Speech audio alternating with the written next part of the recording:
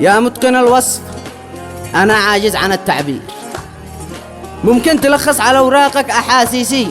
ما هو شعورك وكم هي نسبة التأثير؟ أيش السبب ليش تتضاعف وساويسي؟ أقصوني الناس فوق الحظر والتهكير، حتى اتصالي مع ميز التقاريسي. بدون سوابق بدون أشعار بلا تحذير، زالوا نصوصي لغوا فهرس قواميسي. لا أعطوني إنذار ولا عن حالتي تقرير، يا معشر الإنس باخاوي أباليسي. ما دام دفنت طموحاتي مع التفكير، باعش مع الجن من باطل كوابيسي.